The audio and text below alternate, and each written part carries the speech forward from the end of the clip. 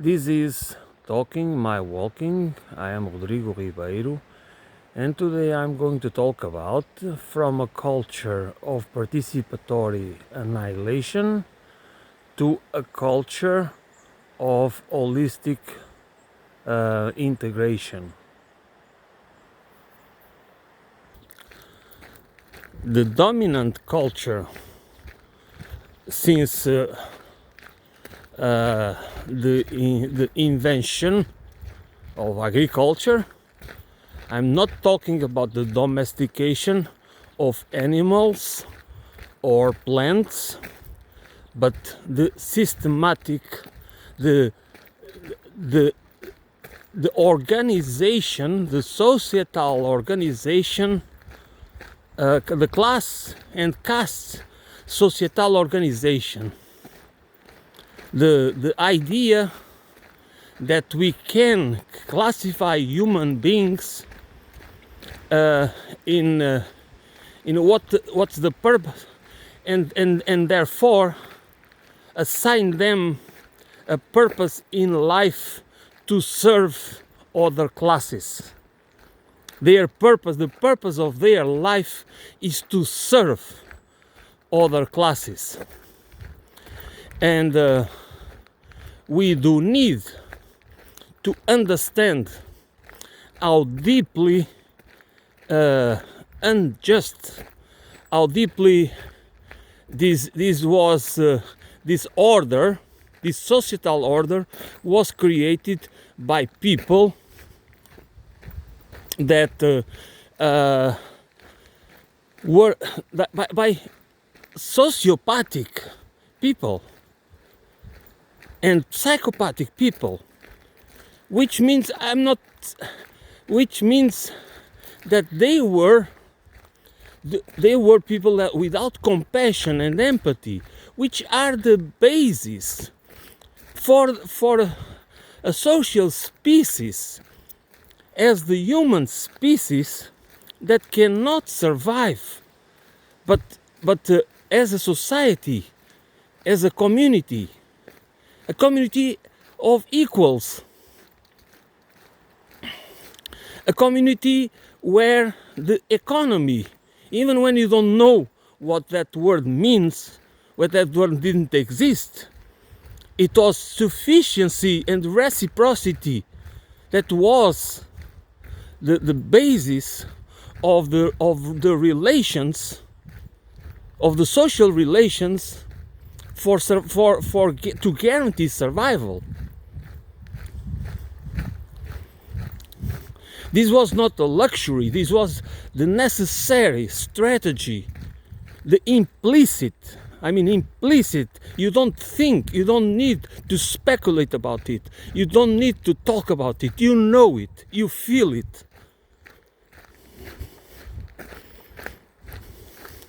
But since we only make sense of the world as a cultural species that uses language, symbolic language, and abstraction, and fiction, and virtual reality to explain and to communicate with each other, we are vulnerable to stories that can have a huge influence and change our behavior, and change perception first, and change behavior towards each other, and make it moral, and make an immoral system becoming moral, because we can do it. And it is exactly why at the basis of every change, societal change, for the good and for the worse, it is always language framing, metaphors, that is, and if we do not understand, have a comprehensive understanding of this phenomenon, how it affects, how it really shapes who we are, how we behave, how we perceive the world, how we relate to each other and nature, we do not understand.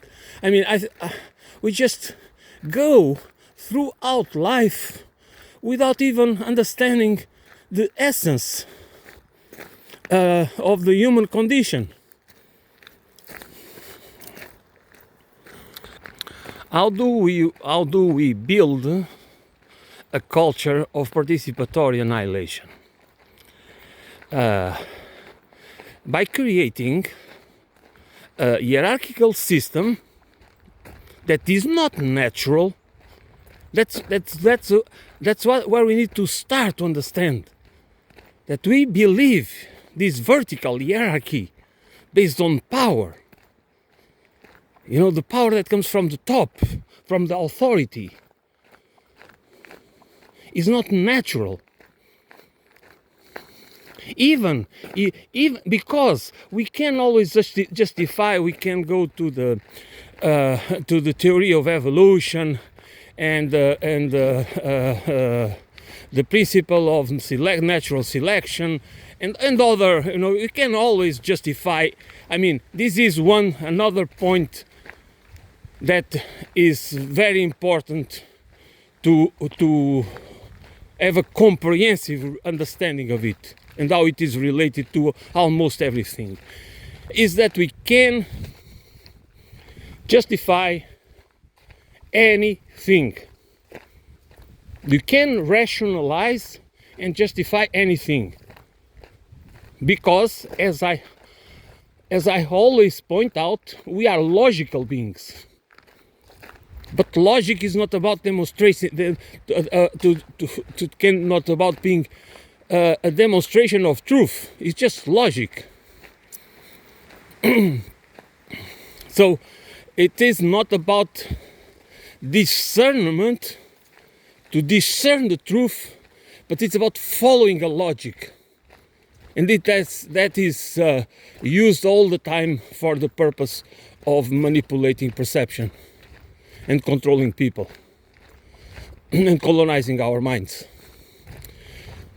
So the essence, the origins of participatory annihilation is when we we allow a group of people in society, with psychopathic, megalomaniac, sociopathic tendencies, to create a system, a hierarchical system, where people are supposed to play roles and functions, and therefore they are supposed to obey, to follow orders, which means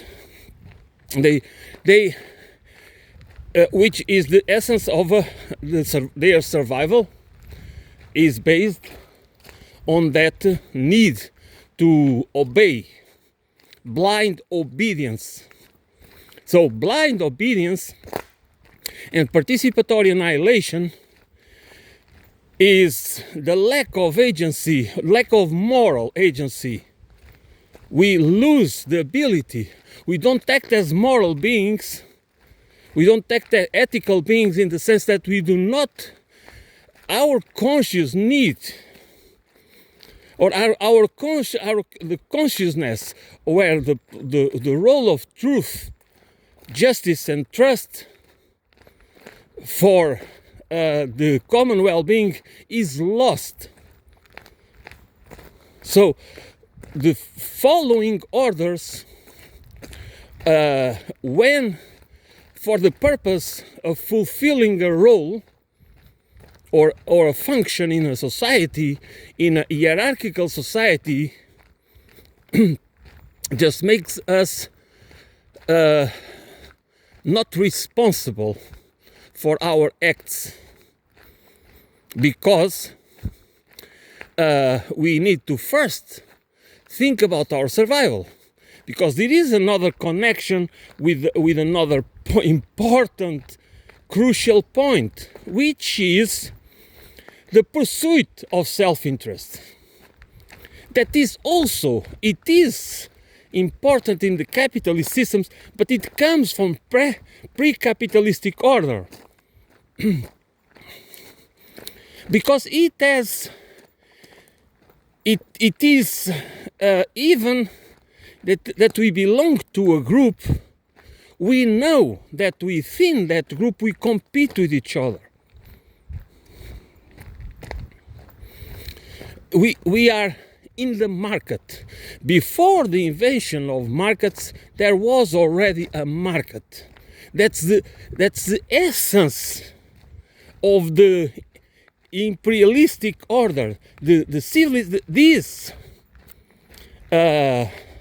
civilizational imperialistic paradigm has in its DNA. I don't like to use this, but okay. Let for the purpose of that, I don't find another word right now. So it's already imprinted there that the pursuit of self-interest. People belong to a group, belong to a class, or belong to a caste, but even they are already atomized in the sense that the pursuit of self-interest is already there. They don't belong to a community. The feeling of belonging is lost. You belong to the class or to the caste, but then you don't really, you are already not exactly feeling worried about the common good, the collective good. Okay, that is lost. So this is why we need to understand. This is the most where I really where my thoughts are really my reasoning about what I think about ecological holistic civilization is just it cannot be only holistic. It cannot be only ecological. It has to be holistic, because we need to be in peace with nature. We need to this mentality of control, plunder, power, which is about it's a culture of annihilation, of participatory annihilation. I think many people can understand what do I mean with that. We don't have participatory economics, participatory democracy. We don't have a functional society in the sense that we, or an economy by the same token, but because the system is what the system asks from us in order to survive, and for some of us to thrive, is participatory annihilation of nature, of other human beings.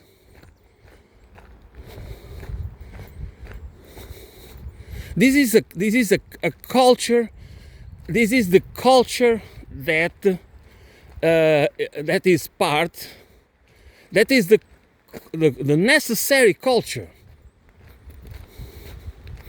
to support the imperialistic civilizational paradigm.